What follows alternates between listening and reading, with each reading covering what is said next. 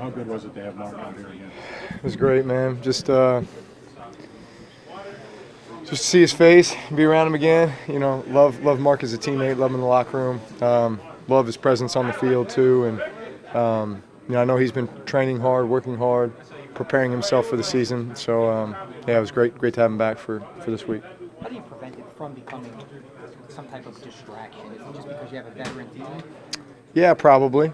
It certainly hasn't distracted me. I don't think it's distracted anybody really. So yeah, we're not worried about Mark or his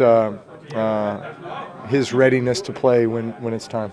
You understand when a guy's looking for that contract. I mean, you've been in that spot before, right?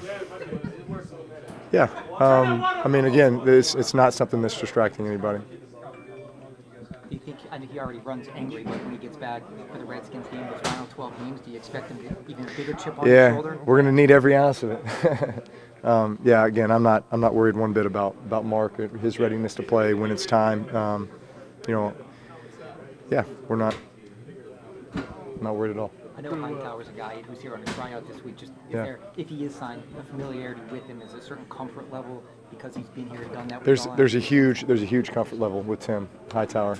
So we'll see how it all shakes out. But man, it was great. It was great seeing him back. That was a little bit of surprise. He had a couple great years here. It was super productive for us, along with Mark. And then got a nice contract to go to San Francisco. And then crazy how circumstances, and then he's back for this week, and hope he sticks around, because he's a veteran guy that I think is a tremendous influence on young guys, just the way that he works and the way that he approaches his job and his profession and type of guy he is, what he's overcome. I think there's great lessons that a lot of the young guys can learn from a guy like that. Drew, there are a number of high-profile players who have either sat out OTAs or even skipping minicamp. Do you think that too much grief is made when a player sits out OTAs, given that it is not mandatory? Yeah.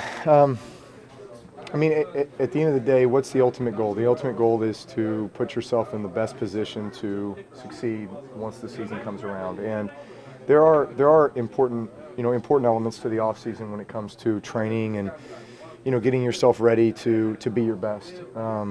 I mean, I know each guy in here, especially as you become more veteran, you begin to kind of fine tune the stuff that you're doing. You begin to you realize what works for you and what's going to get you in the best position to play, not just physically, but mentally, psychologically. And so, I mean, just like I have guys who I train with elsewhere, Mark has guys that he trains with elsewhere. I mean, point to just about any veteran guy on this team, and I'm sure that they have a similar situation like that. So just because Mark hasn't been here during the offseason, that doesn't worry me one bit, because I've stayed in constant communication with him. I know what he's doing to get himself ready to play, and I know the comfort level and the confidence I have in him, and the accountability that he feels towards this team. So I'm not worried about that one bit. Drew, the few OTA practices we were here for, Michael Thomas just looked like a monster out there.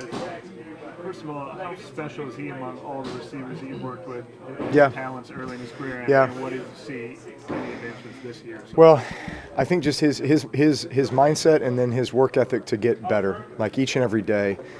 Every rep is the most important rep of the day, if not his life. He really approaches it like that. Every rep is a game rep. Every rep is like a Super Bowl rep. So not many guys I've ever played with that are that competitive. I mean, there's really no situation where it's just like, we'll take this one off, or not going to take this one as serious as, no. I mean, every rep is the same mindset. So you know what you're going to get out of them every day. And those are the best teammates, So I love that about him.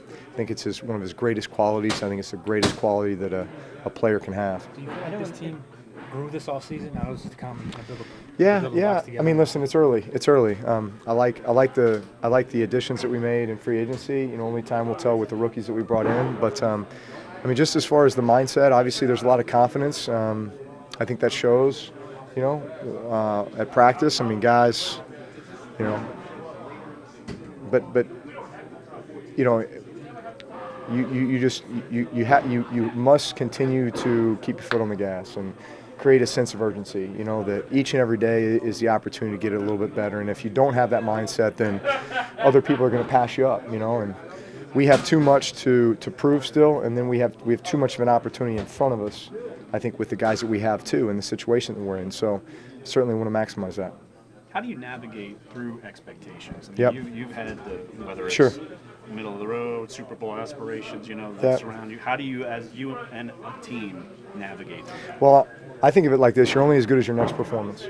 So it doesn't matter what happened last year or yesterday. You got to prove it again every day, and then you got to earn the respect of your teammates every day too.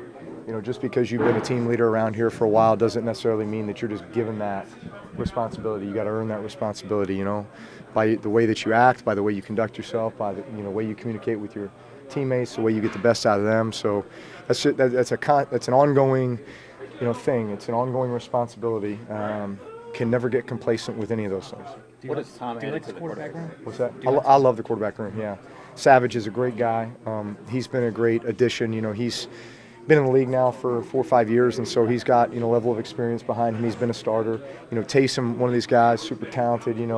I've really been interested to see what he can do. Obviously he came in at a time last year where that everything was just kind of set, and all of a sudden he's playing special teams and kind of this crazy sequence of this set of circumstances. But then JT Barrett, the success that he had in college, he broke all my records. But nah, he's been, he's got some moxie to him, So it's fun. It's fun. It's always, I love our QB room dynamics. Nobody's safe. We bust each other's chops quite a bit. We have our quarterback challenges. Kind of got the ongoing tally with that. So listen, we find a way to have fun. We're all competing against one another, but we're all having fun doing it. Who's winning those competitions? You know what? I don't know where it stands right now.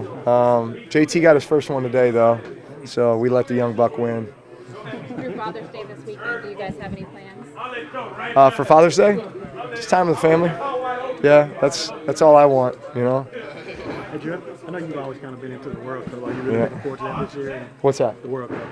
Oh, World Cup. Yeah. Are you into it? Yeah, my boys all of a sudden became really into soccer. They've been like football crazed for the last couple of years, but they have all of a sudden gotten into soccer. Like my son went and got a haircut a couple days ago, and he told the lady when he sat in the chair, I want it to look like Cristiano Ronaldo.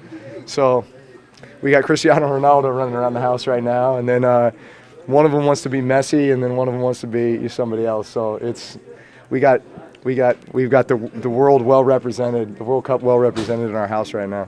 Drew, what have you seen from Boston Scott on the field? Boston Scott, he looks good. He's got some savviness, some feel to him for a young guy that typically takes some time, to teach and to work at. But been a couple things he's done out there where I've just kind of sat back and said, okay, that's something I'd expect a guy who's been in this system 3 or 4 years to do. But he's doing it in his 3rd or 4th practice.